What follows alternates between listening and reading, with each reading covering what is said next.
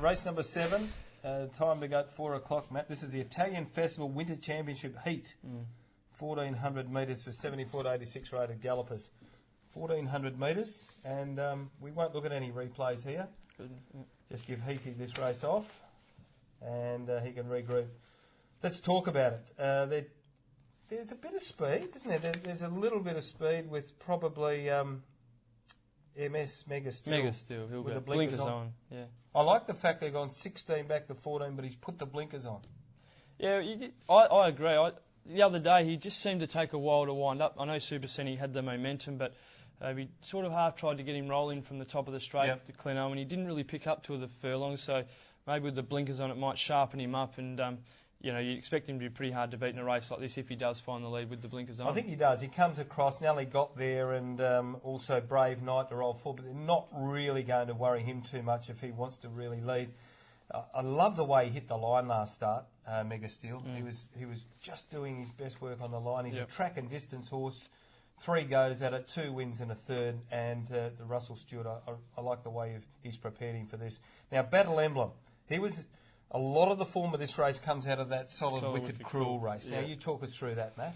Well, it was a bit of a surprise, Solid Wicked Cruel winning, but he did have all the favours. He was 3 back the fence, got the luck in running for Chloe Chatfield. There was plenty of horses, Battle Emblem, Vain Strike, he really caught the eye with his fast finishing effort. Even General Albert was only beaten 2 lengths, and he half loomed at the top of the straight. You Classy Thing was another horse that was up there. He faded out of it. It was a pretty good race, Marty. Of the runners, I certainly think Vain Strike and Battle Emblem are the horses to follow. Once again, Vain Strike's drawn off the track. He's going to have to go back. Battle Emblem from 2, though, if they don't go quickly, he could be a little bit closer. And with this rain around also that we've had during the week, he could be right in this race. Yeah, he's definitely in it. I wouldn't write Solid Wicked Cruel off if it can reproduce that performance. I know Where had it gone before that? I know, but maybe it's just been one of these training things. Yeah. They've sorted an issue out. Okay. Because it does, from barrier 3, get that same run again. 3 back the fence. Goes up 2 kilos, I know. It's hard to be on him when you've missed him, but just including any... I'm 6 here. I'm 6, Mega Steel. Can lead, get away with it and win. 2 Battle Emblem, 3 Solid Wicked Cruel, 9 Vain Strike. All right, I'm 2 Battle Emblem. I'm going to go something different for a change, and I was pretty taken by his first up effort. Very good run. And I'm going to go 2 on top. Obviously, the danger is 6 Mega Steel. Wouldn't be leaving out 5 Hide the Loot. His efforts are always good here at Belmont. Distance? Yeah, maybe a little concern. 5 starts yet to show a great deal. I'm still going to give him another chance. And Vain Strike. So for me, 2, 6, 5 and 9. Let's wrap it up with the final event, Matt. It's a good way to finish things. At 4:35, the Dorsonia Brothers Handicap, 1,400 metres. And this is for 62 to 74 rated gallopers. Matt, we're going to go to the Goldfields. And, your old neck of the woods. Your old neck of the woods up there. You going back up there surely or what? Not planning at this stage. 10 Simply Irresistible has racked them up at its last 2 starts, this Royal Academy mare. She's been sitting back, flying home. Susanna Hopman having a terrific season up on the Goldfields.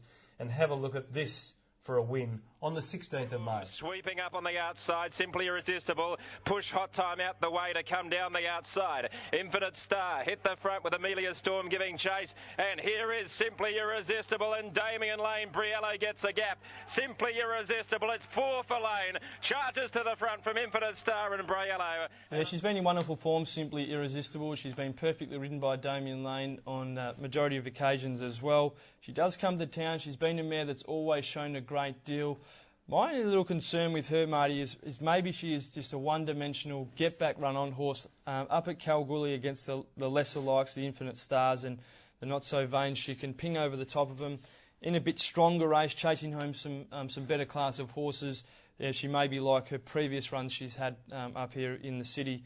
But certainly she's in good form, and I think she's going to run a super race on Saturday. And I'll add to your thoughts there, your theory on Simply Irresistible. There's not a lot of pace in this race, and from out there in barrier 11, I would imagine Damien Lane's not going to have too many horses behind him when they're starting the straight. To balance that up, maybe by that time of the day, a little bit of rain about, although it'll be a fine day on Saturday, they could be coming down the centre of the track by then. So that's the problem. The horses that look to get a good run in this that are in a bit of form include Kenisle. Flying.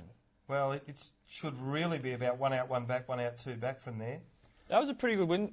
Had to bullock in the work. Got turned sideways. It was just showed how good the horse was actually going, just to keep going on with it. And Bo Rancher down the outside had all the momentum, still beating by 3/4, in wonderful form. Going to be very hard to beat.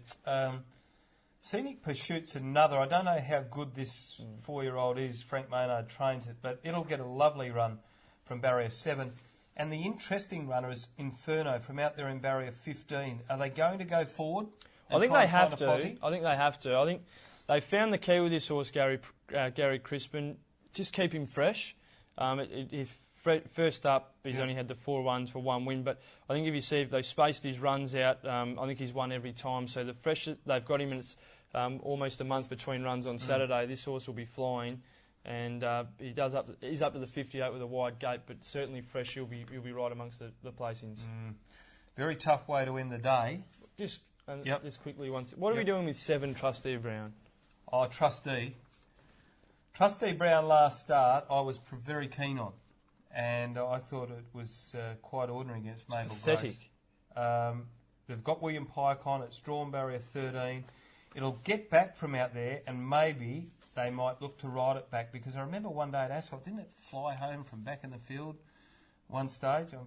Somewhere in the back of my mind, I keep thinking about it. But at the moment, I couldn't be on it until it shows a return to form. Well, look, last start, fair enough, it probably wouldn't have beaten Mabel Grace anyway, but it probably should have run second. It got beat by Lay Down Tommy and Striking Guru, both maiden horses. Yeah. And first up, he finished 7th of 8th behind Peachtree, failed to get in the race. Second up was better, but still I thought he was entitled to do a bit more on that occasion. Big question marks alongside Trustee Brown's name. Fair point to raise there for the 3-year-old by Oratorio. Gee, that's a tough way to finish the day. Matt, which way are you going here? I'm going with 5 Ken. I just think his win 2 starts ago was very good, and last start he really impressed me. He should get a lovely run. 55.5 after the claim for Chloe Chatfield.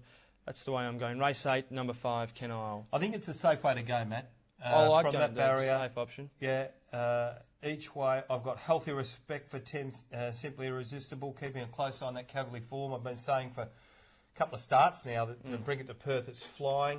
Whether or not they've just found the right race or not here. And the point that you made. So it's 5, 10, 2 Inferno. Great point you make about keeping it fresh. And I think 16 Scenic Pursuit will get a nice soft little run. All right. Novelties, yeah. So that's it for the program, Matt. We've got through it. Yeah, it's good for generally unscathed. Yeah. We now go to our bets suggestions. And you better lead here, Matt, because I haven't given this a lot of thought. It's something new, Marty. Well, I'm going to have an all-up win, Marty. Race 1, number 2, I think she is, Mabel Grace. Yep. All up into race 5, number 5, Galaxy Queen. The short option, bang bang, 1, 2, 5, 5, $10, straight out, all up, win. Okay. You can have that as well if you want, mate. We've gone very similar. No, I'll tell you what I'm going to do. I'm going to go a place treble. Oh, treble. You blokes love these place trebles. Race 1, number 2, Mabel Grace. Race 2, number 4, Pago Rock. And race 3, number 5, Liquidation. Oh, okay. I think you'd be very, very unlucky if you don't get that. Okay, well, and if we get even money or something in the return... Halves? At least it's something. We're on the board. Halves? Big day out there, Matt. Remember to get... I couldn't go halves with you in anything, Matty, because you've got too much collateral for me. Don't forget, Saturday, get out there nice and early. There's plenty of entertainment from the Italian community. Wonderful food and fare out there on offer. So don't worry about cooking dinner on Saturday night. Get out there, buy plenty of the Italian food on hand. Take it home with you and enjoy a night watching the footy. Yeah, there's kids rides from 12 as well. All that's free. So bring the family along. Pizza making competition. Are you in that? No. You sure? No, normally Wes is in it. I thought he was the eater. He's dry. Anyway, it's a big day, Marty. I'm stoked to have you back on the show. I think it's been great. You've been sadly missed, but it's good to have you back, Let's go, mate. Say goodbye. See ya. Goodbye.